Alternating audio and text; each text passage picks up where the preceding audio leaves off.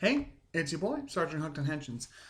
So I talked about a few weeks ago wanting to do some more with the channel, some newer, different things. And my interests, surprisingly enough, are not solely focused just on Togu. Been a fan of lots of things for a long, long time. I've always been a fan of Marvel, both the MCU and the comics. I've always been a fan of Digimon, as a lot of people know. Had a few different videos talking about Ghost Game. Definitely trying to catch up on that and to talk about that more. And my other main love in my life, which is Star Wars, as far as like interests are concerned. Um, I actually have a fun story with Star Wars. I may have talked about this on the channel before, but I just like talking about it. When I was younger, in the 90s, I'm about 31 now. So in the 90s, when I was a kid, they re-released 4, 5, and 6, right? And at the time, I didn't know that they were even 4, 5, and 6 or what was going on. I was like, wow, Star Wars, this is so cool. My dad said it was awesome and whatever. And I remember seeing them, and then I remember, I think it was either, I think because they released them like they released 4, we released that in theaters, the like upgraded version with the extra, the extent, not the extended, what is it called? The Lucas cuts that have like extra effects and stuff. Anyway, and so I remember specifically being in a Denny's with my dad and my with my mom and dad and some family, and I was having a full blown argument with my dad that the movies did not come out when he was a kid, that they came out now, like meaning in the 90s, and they did not come, and I didn't understand what he was talking about. Eventually, I figured it out, but I remember that distinctly as being one of my first Star Wars memories. So I was kind of born and raised on the original trilogy. Of course, once the prequel trilogy came out, I watched those as well. And as a kid, I loved them. I think even as a kid, I was kind of on certain parts. And as I got older, we kind of all go through those phases of things like that, where the prequel trilogy at first, before we get things like Clone Wars, Rebels, Bad Batch, and other stuff, the Ahsoka series coming soon, things like that, to kind of flesh things out and extend things out a little bit more and add more depth to things, and not to mention the numerous Star Wars projects that have touched on Order 66, a lot of us, didn't really have the best view of the prequel trilogy. I will say now with stuff like Kenobi, which I plan on doing a follow-up video about that series because it is fantastic. That things like Kenobi and other series have really done a good job to like make those movies more worthwhile than they were to start with.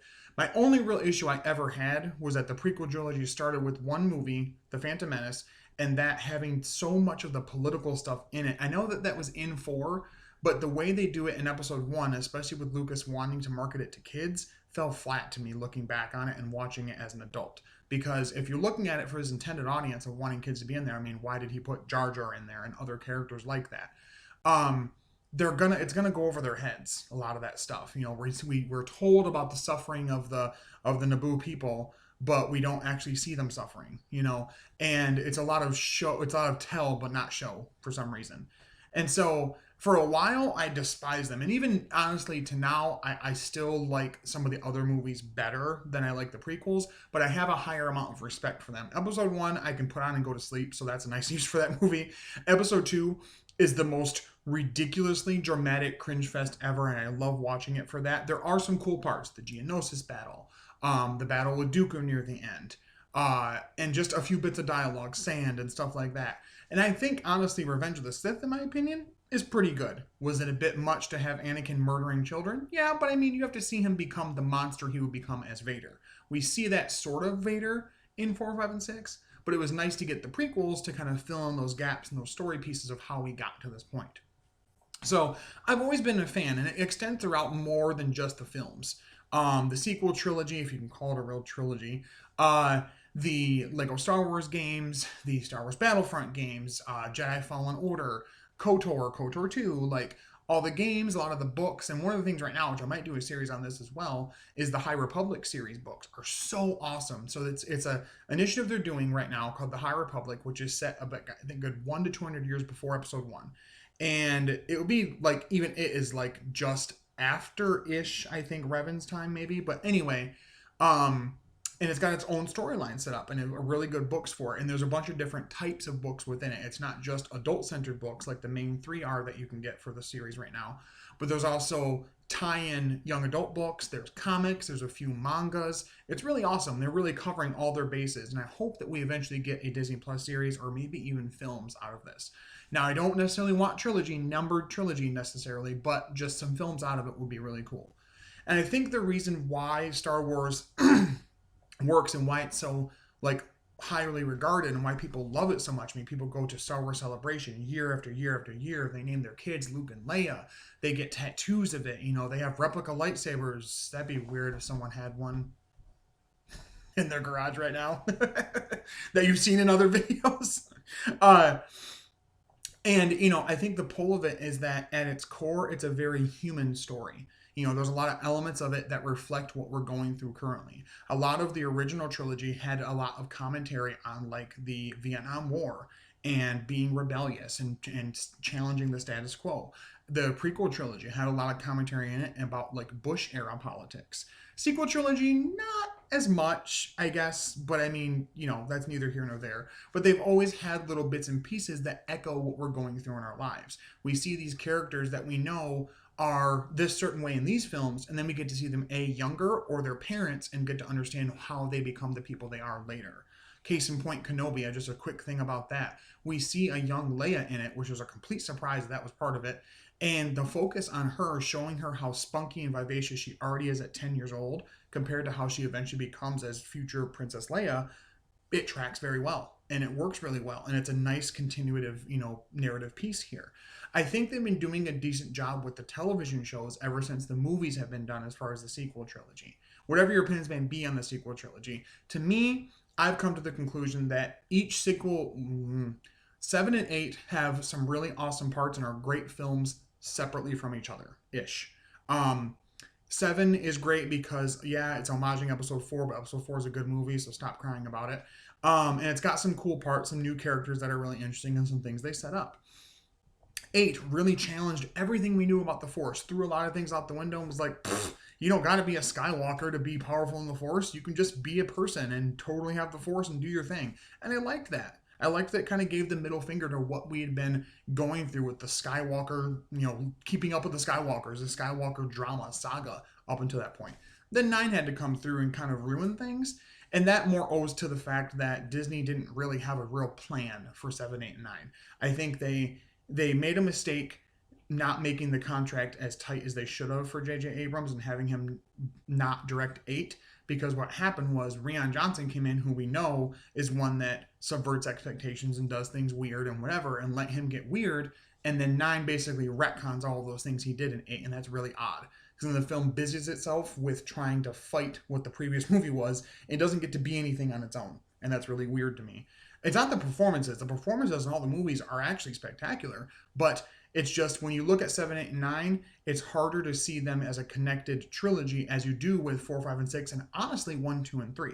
As much as I shit on the prequels for certain things that don't make any sense and are kind of goofy, they definitely felt like a connected trilogy of movies. I don't love that we had to demystify the Force and make midichlorians be part of it, but it at least follows through in those movies, and they've been brought up in other little media projects here and there, and it's becoming more of like an accepted thing or a thing people talk about now, and so like I'm okay with it.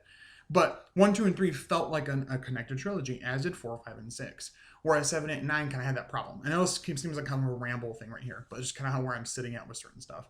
So I think that's the cool thing about Star Wars as a franchise, is whether it be movies, books, television shows like The Mandalorian, the upcoming Ahsoka series, the upcoming Cassian Andor series, ObiWan Kenobi, The Bad Batch, Clone Wars, Rebels, all these different shows, they do an amazing job of filling in information we didn't know previously and giving us moments to be with these characters and see them at their high, middle, and low points and what their decisions are.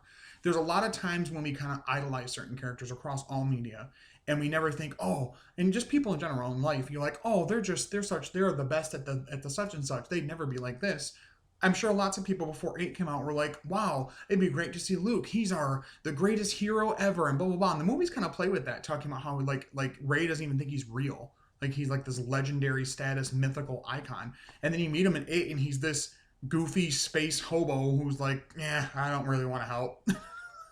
And he's gone through a lot of trauma to bring him to that point. And I like that because 4, 5, and 6 are great and they do challenge him as a character, but he is like the quintessential good boy Boy Scout, whereas in 8 you can see he's made some mistakes and there's some things he regrets, and I like that. Same thing with the Kenobi series. I'll eventually go into more detail on this, but they do a great job of this character study on this man who was broken, who had everything taken from him in terms of his brother Anakin ripped away from him, and in terms of the Jedi Order, everything he had known, his whole family, and the Republic as it was is gone. And so he's just kind of back into himself, kind of recluse back into himself, and doesn't want to be that anymore. To the point when people ask him, he's like, no, that's not me. I don't know who you're talking about. He's trying to like push away his old life. And it's very sad, but it makes sense logically with how he's been traumatized by what's happened previously. And his push to like the his the push that makes him, want to continue to like reach back into the Force and everything and continue to like on the path of the Jedi and whatever is in a way Leia. And I think that's really beautiful, this human connection. I think that's one thing that's been a part of all these movies. If a character's good, evil, in between, whatever, it's always about their connections to other people. The way that Palpatine connected with Anakin, saw how powerful he was, and started to manipulate him down the path of the dark side. The way that Qui-Gon saw how powerful Anakin was and started to kind of help him along the path to become a Jedi until he died, of course, and then Obi-Wan helped him past that. The way that Obi-Wan saw how powerful Luke was and wanted to train him as well. Different ways that we see these different characters interact with each other, that they see certain things and who these people are and want to help them or help them, manipulate them in a way to help themselves, is really interesting to me. I think that's the cool thing about it, is the characters rule. And not to say the aesthetics don't. Lightsabers are amazing. Blasters are cool. The spaceships, the space battles, the Death Star, everything is super awesome. All the effects and cool things are cool. But at the heart of it, you have really, usually fairly strongly written stories with decent characters who start at a certain point and have an arc where they end up at the end. May that be messy on the way in between? Absolutely. Definitely parts of the sequel trilogy have, dealt with that. But I think that's why I really enjoy Star Wars. When I ask myself, which is probably what I'll title this, is why do I love Star Wars? Is because of the characters, because of the way they relate to each other, the way they deal with legacy, the way they deal with how to move forward when you have expectations on yourself. When you look at someone like Anakin, who came from a slave world, threw that life away, moved away from it, became a Jedi, was given all this training and untapped potential and power, and didn't really know what to do with it, didn't know how to talk about his emotions with others, and was in a society, a group, the Jedi, who kind of told you not to talk about your emotions or really kind of keep them hidden or kind of, conceal, don't feel. It's like a Frozen reference. What am I doing? And I think that's really interesting. And then you get to 3 where he's even more so falling towards the dark side because now he's worried about Padme, about his wife and what's going to happen to her. And he's willing to do whatever it takes to keep her safe, even if that means kind of dismantling everything he's ever known, as long as it's keeping his own interests at heart together. And I think that's really interesting. And someone like Luke, who starts out so naive in episode 4, but by episode 6 is basically a master Jedi and has learned a lot and is willing to throw down his lightsaber and see his father and say, I know that you right now think that you're part of the dark side and that there's none of the light with you at all, but I know better. And if you don't believe so, strike me down. And he doesn't, because Vader knows deep down he's not Vader. He is still Anakin and he has that light within him. And I think that's really cool. Again, and there's little pieces of the sequel trilogy that try to do certain things like that, but they just kind of fall apart. And all the awful racist things behind the scenes, notwithstanding, kind of holding things back, messed with that too. But I think, like I said, at the heart of it is that there's these really awesome characters that you really start to understand who they are, what they do, what they're about, what their goals and motives are, and I really appreciate that. And these stories are very heartfelt with really awesome, tightly written dialogue and the characters and events that surround them that really draw you in. I speed read through all 3 of the main adult novels for the High Republic series. And not even I was skipping. I was just super into it. I couldn't put it down. I was reading till late at night, which I haven't done in years with books since Harry Potter. And that's been years since I've read any of the Harry Potter books. I was bringing it to work and reading it on my lunches and little times here and there. Oh, let me sneak in here and just get a couple pages in, just because I wanted to know what's going to happen, which makes me sad because the next phase of things is going back before this time period. So I won't know what's going to happen next until later. And it makes me angry. But still, it speaks to the characters. It speaks to who we're getting to know and to understand and who is the point of view character for the reader. I think it's really awesome. Same thing with the games. They do a great job with that. And of course the movies. But that's kind of the main shtick of this video is why do I love Star Wars? The characters. And secondarily, lightsabers are fucking cool, man. And so are blasters, and so are droids, and starships, and X-Wings, and giant death laser cannon space stations, and bounty hunters, and everything else, you know. Not to mention how awesome Mandalorian is as a show, but then I became a dad not long after / before around the time of that show, so it really hit me a lot harder because it's like really a father-son show if you really think about it, and so I think that's why I like that show so much. But yeah, so that's that kind of the hit of this video. So let me know in the comments below, what are your guys' favorite Star Wars related memories you've had throughout your life, your favorite experiences with any of the media, maybe games, movies, books, songs, board games, card games, replica lightsaber. Do you have your own? I have my own. It's not actually a replica character one. It's my own like original lightsaber. Yeah, let me know in the comments. What are your guys' cool Star Wars related things? What do you guys think about the movies? What are your favorites of the movies? How do you order them? What's your watch order? How do you feel about certain trilogies compared to others? Characters, whatever. Let me know in the comments. I love to see the kind of discussions we can have here and there. I do thank you guys so much for watching, sharing, liking, commenting. I'm not going to do this content all the time with Star Wars stuff, but here and there I do want to touch on it because there are some really awesome things coming down the pipeline with Star Wars that I want to watch and tell you guys about how I feel and stuff like that. So coming up after this will probably be a video talking about my thoughts on Kenobi overall as a series. And then probably another one talking about both KOTOR games, which might be a part 1 and a part 2. And that'll probably be it for a little while, just because I'm definitely still doing the Toku content. It's not like I'm getting rid of that. But it's just another part of like fandom that I'm a part of, other than like Digimon and, you know, Rider and Sentai and Rangers. But anyway, thanks so much for watching.